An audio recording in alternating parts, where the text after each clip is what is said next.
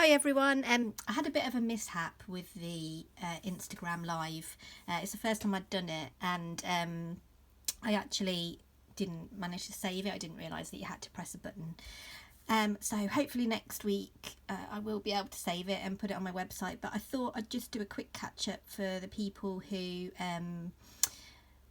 didn't get to see it the first week, and a few of you have been emailing me asking me where it is, and I'm going to put it on the blog page so that you can catch up to where we are, so that for next week you'll be ready.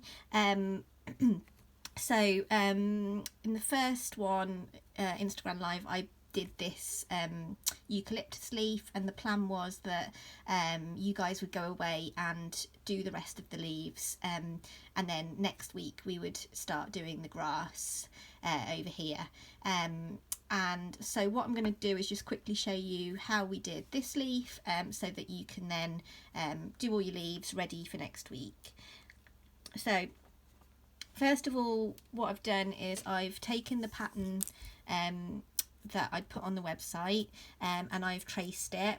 I just traced it at the window.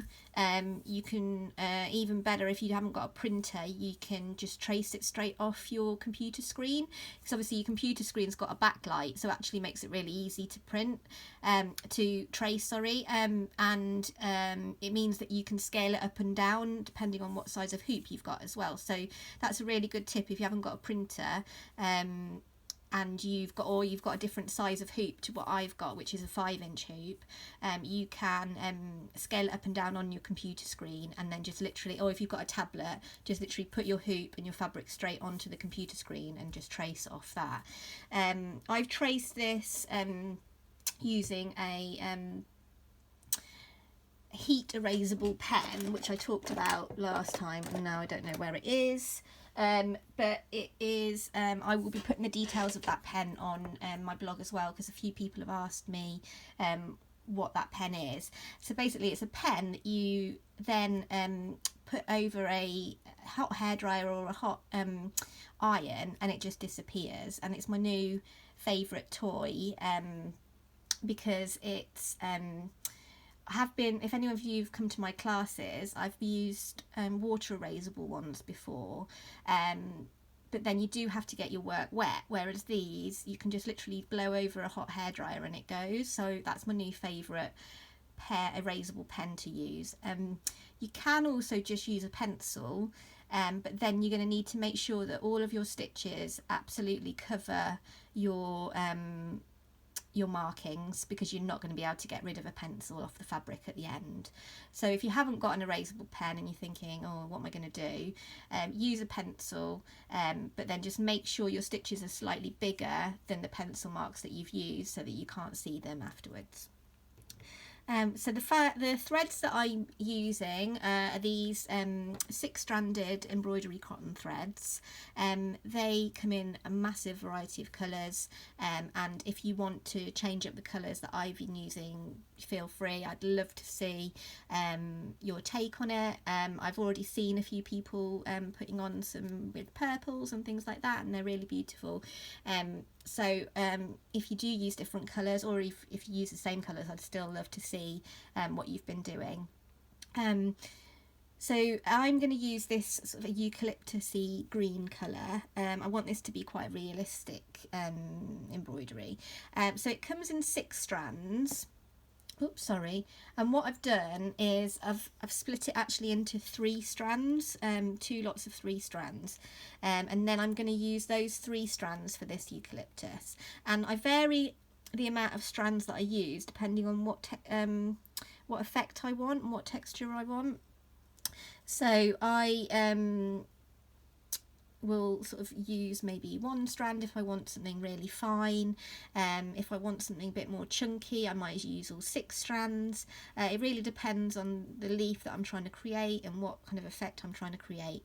I just do knots in the end of my embroidery, and there's a lot of talk about being neat on the back in embroidery, and doing working your stitches over your stitches at the back of your embroidery. it's just not my personality, to be honest. I can't be bothered, and I don't really care that the back looks messy. And so I'm kind of the school of just do some knots, and life's a bit too short. But obviously, if you want to finish your threads at the back in a different way, please feel free. It's just whatever works for you. But I just do a knot. Make sure that it's nice and pulled out and even, and then I'm just going to start. So with this eucalyptus leaf, what I want to do is called I call it a sort of modified satin stitch, because with satin stitch is a sort of colouring in stitch, and you would normally just go from one side to the other colouring in the shape, but what I want to do is create this sort of fan effect on my stitches, because I think when you look at a piece of eucalyptus, it has these sort of this sort of shape fanning out from the middle. So I'm trying to always represent the leaves and the flowers or whatever I'm doing with the stitches that I'm creating. So what I do is I normally will do a few sort of stitches that show me the way I want to go first. So I will fan them out, and then I will fill in between. And when I'm doing this, I am trying to just sort of almost mark where my stitches are going to go.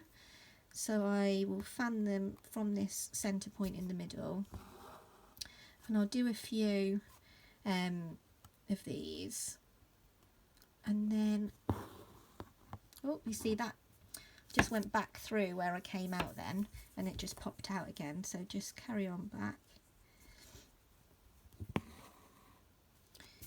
And then I'll just go from there this time. And just go there. Just bear with me a little bit, because I'm trying to work through the camera, so it's a little bit strange for me. So I'm just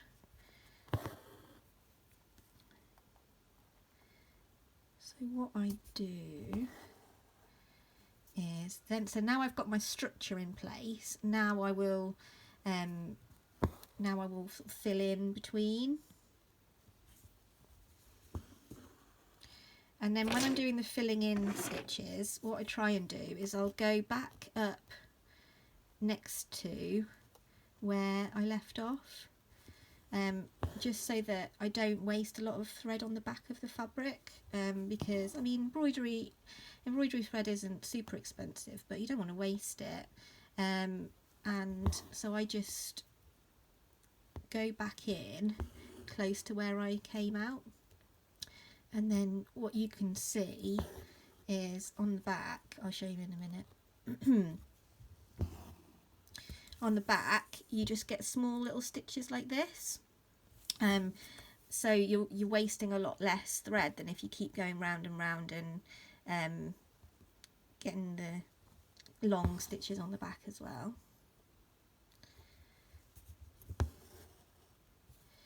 So I'm sort of tucking in the stitches. So can you see I'm almost creating like little triangles here, and then I'm tucking them in behind the one that's already there, just to create a nice neat finish.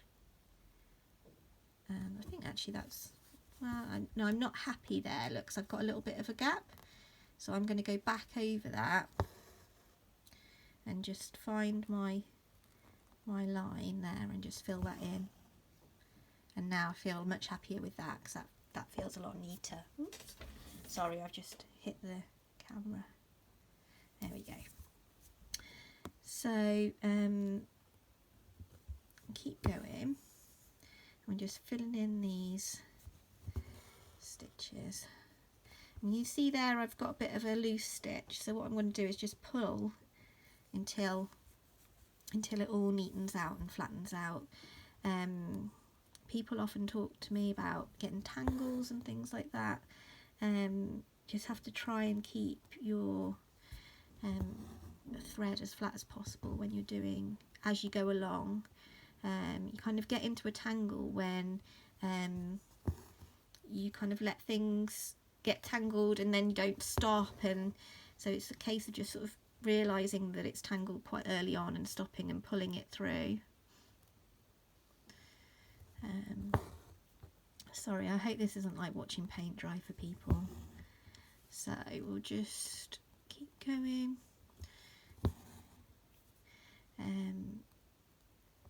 Sorry about my terrible nails. I've been trying to do my own nails. Oh, see, I just popped that out again. And it's not really worked because I've got 2 small children, so every time I try and do my nails, then one of them asks me for something, and so they're not dry enough, and then I ruin them basically. So yeah, I can't wait to see Hayley from Hayley's Nails again, who she does some amazing like designs on my nails and stuff normally, and I really enjoy that. So can't wait to get back to her when all of this lockdown's over, although it's hardly important. That my nails are beautiful at this point because all I'm doing is sitting in my house and gardening. Oh right, so there, I've managed to, one of the threads has come loose, can you see? So what I need to do is just pull that out and just start again, just thread that needle up again.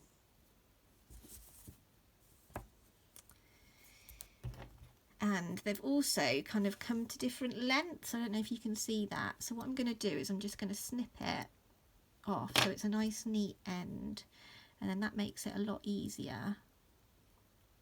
I'm going to give it a bit of a lick. A lot easier to then pop through the needle. So if you're a beginner, a few tips. Oh gosh. This needle that I'm using is an embroidery needle, and it's sharp on this end. It's like a normal needle, and the only difference really is that it has a bigger eye so that you can fit your thread through. Now, just going to show you quickly how I tie off at the back of my hoop. So what I do is I literally just pop when I get to the point where I haven't got enough thread really to continue, I pop my needle underneath the stitch that's already there, and I do that, I go over it a couple of times like that, and then I cut that off, and that's it. So I'm just going to carry on. So I've got the other half of my thread here, so this is 3 threads again. I'm just going to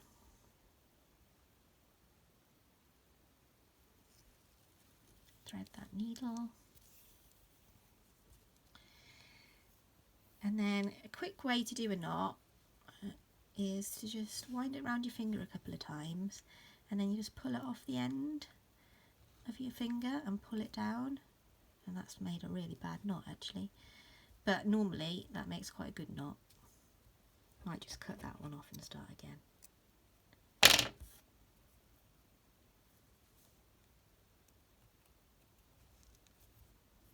There you go, that's better.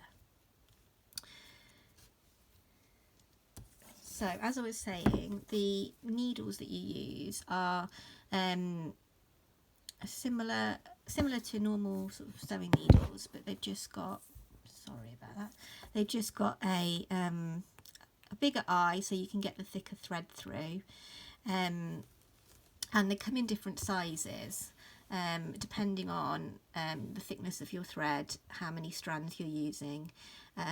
So the smaller the number, the thicker the needle is. So this is a size 5 needle that I'm using, which is about perfect for like a three strands through.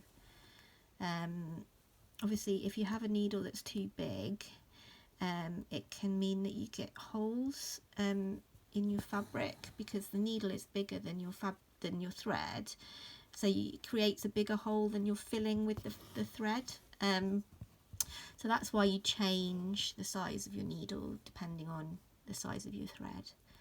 And then another tip is obviously to get this fabric really tight in your hoop, and keep it tight. So if it starts to slacken off or loosen, just keep pulling and keep pulling, and make sure it's really tight, this top bit here, because that can be something else that people kind of where beginners can go a little bit wrong, is that they let this is a bit slack, and then the stitches don't sit nice and flat on the fabric. So just keep going.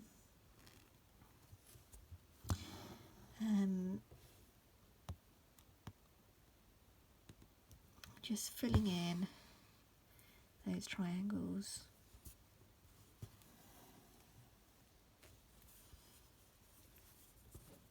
Got a bit of loose thread there, get rid of that.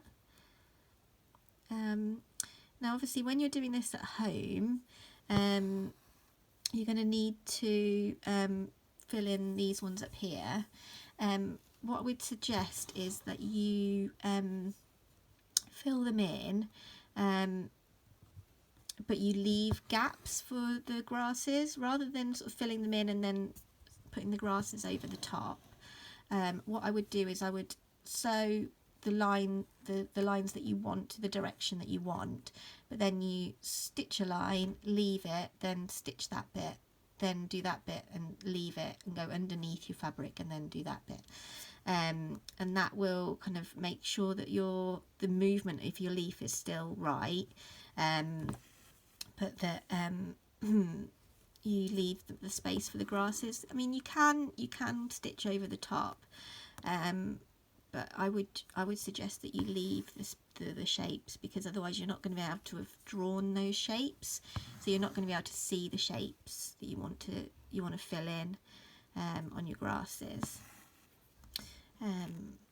So I'm just filling in this bit. So we're nearly getting to there now. And just fill in the gaps. Excuse me if my voice is a bit croaky, I've got really bad hay fever at the moment, so and this is Sunday now, so it's a lovely day outside today, absolutely beautiful. So I've just been making a den in the garden with my kids, and I thought, you know what, I'm just going to sneak upstairs and try and do this video while they're outside, so that you guys don't have to hear them screaming at each other in the background. And they're getting on all right, considering that they've been together now for 10 days, 11 days, no, more than that, nearly 2 weeks in the house together. So they're doing all right. They're better than I thought they were going to be, actually. But it's still quite hard, isn't it, keeping them in. So I'm hoping that a bit of stitching can give you guys something just to take your mind off what's going on at the moment. Just a bit of therapeutic stitching. I find embroidery really therapeutic. It's quite sort of repetitive, which I think is always something that's quite, but you have to think about it enough to kind of take your mind off other things, but you don't have to think about it so much that it's stressful. And also you can do it in front of the TV, which is a bonus. You can sit and watch something and just do it in front of the TV. If you're one of these people that always needs to be doing something, it's quite a good thing to do just while you're sitting down, chilling out in the evening. Or maybe you can get your kids to do some embroidery with you. I've had some lovely emails, messages this week of people with their kids doing it, and and like people showing me what their kids have been doing this pattern. So that's really lovely. I just absolutely love it when people send me pictures of what they've been doing and how they've like changed it for their colours, or just they've had their own take on it. And I had one lady message me a picture of like it nearly finished because she'd got so carried away, and she'd just sort of finished it on her own, which was brilliant. So I don't know, I'm gonna have to do some more patterns for people now, I guess, if they're going to get carried away. So just for the end, so I want to create this like a curved here. So what I'm going to do is I'm just going to shorten the stitches just to match that curve to create that nice rounded shape of the leaf.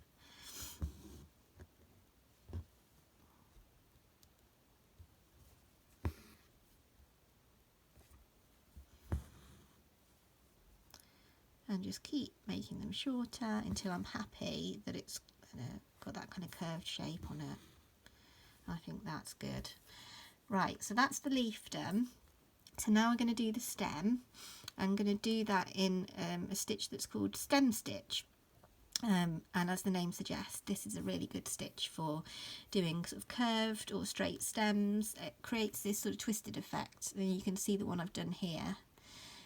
It sort of creates a bit of a twisted effect, but it means that you can curve your stitching round. So what you need to do is you just do a straight stitch,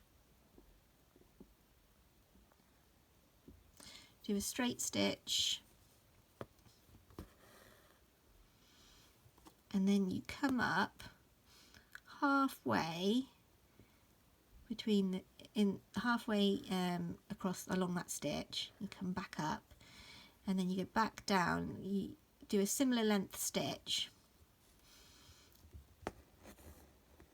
and you're going to come back down there, and then you're going to come back up right next to the end of the first stitch, if you can see, but to the right again, and then again down.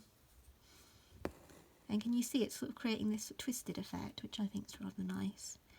And then again, and then I'm just going to leave it there because that's where my vase is. So that's the stem stitch. So now I've finished with the green. I'm going to just tie that off again at the back, and then I'm going to create some veins on my eucalyptus with some paler green thread.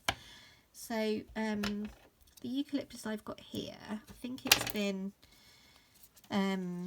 treated with something to preserve it, so that it's very dark, and the veins are dark. But I think when I had a look on the internet, most eucalyptus, the veins are paler than the actual leaf colour, so I'm going to go with that. I'm going to make it a bit more realistic, and so I'm going to use a paler thread, which is this one, and I'm just going to do that with, I'm going to, this was 3 stitches. I'm going to actually just put one thread through, sorry, 3 threads, not 3 stitches. I'm going to do my next stitching just with 1 thread. So here I've got 2 threads, so I'm just going to split that apart. If it gets tangled when you're trying to split it apart, best way I like to do it is that I have the 2 strands like that, and I kind of pull it down with the other finger, and then when it gets knotted I pull it down again, and I'm keeping it straight. I don't know if you can see that, that's better.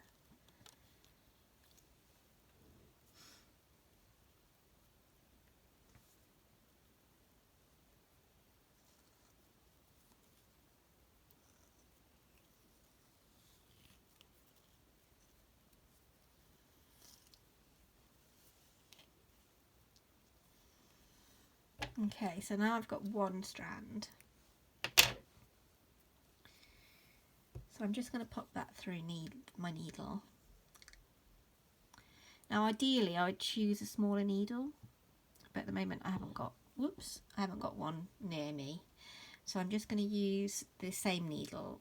It's not going to matter too much because you're not going to, because I'm stitching over other thread that's already there, you're not going to kind of create that hole in the fabric that I talked about. But if I was using one strand normally, I would change down the size of my needle. So what I'm then going to do is I'm just going to go over, so to create the sort of vein effect here, I'm going to go over the, I'm going to copy the pattern that I've done. See, this pattern is quite simple, and I'm going to add a bit more to that. So I'm just going to go do a central vein in the middle. And I want the central vein to be a bit thicker than the veins that are then going off from it. So I'm going to do that. I'm going to make that 2. So I'm going to go back over that and make 2 threads next to each other, or 2 stitches next to each other on that one. And then from there, I'm going to then make these veins, pop them back towards the middle vein, just with a straight stitch. But what I'm going to do, so that they're not just totally straight, I'm going to use what I call a couching stitch, which is where you put a stitch on top of the fabric and then you go back and you anchor it down, so you can actually make it bend. So I like doing this. So you put a little anchoring stitch over the top and you pull that stitch down, and then can you see that's actually now curved round? It's a bit hard to see because it's on top of the other stitches, but it means that then you're not just doing straight stitches, you can actually bend stitches round. And this couching stitch technique I quite often use for outlining in black. I don't know if you've seen any of my designs, I can just show you one here actually. So this is one of my designs, and this black thread here is actually couching stitch, where I've outlined all of my shapes, and it really makes it pop. It makes it look like it's got more of a drawn effect, and I really like using that effect on my work. And yeah, so that's couching stitch. You just do that with one strand of your thread, and you anchor the little stitches all the way round so that it becomes an outline. I really love doing that. I think it just makes it look quite artistic. So with that, whoops.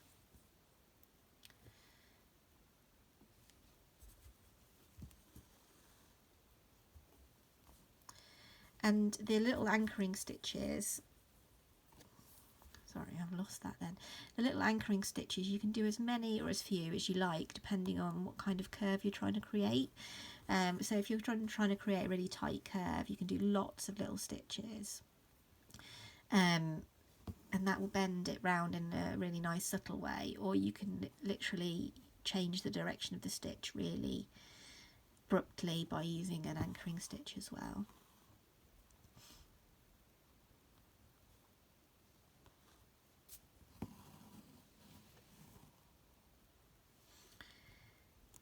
And there we go. I think I'm pretty happy with that leaf now. So have a go at it at home. This is what you're aiming for. I haven't actually quite finished this one yet, but this is where we're going with it. So if you guys can finish off all the green leaves, and then this Thursday now, we'll be doing these grasses here. I've changed the time slightly to 8:15 on Thursday because I sillily arranged it for the same time as the Clap for Carers campaign, and I don't want to stop anyone doing that, and I'd like to join in as well. So after the clap we'll do we'll be on here about 8:15. Yeah, and so if you can between now and then, if you can finish all your green leaves, but if you can't, don't worry, you can always just do it another time. The plan is really just to show you a different element of the stitching every week, and we'll build it up together. And then once we finish this one, if people are still interested, I'll probably do another pattern and we can carry on for as long as we are in lockdown. So yeah, thanks for joining me, and I hope to see you on Thursday. Take care, keep well, bye.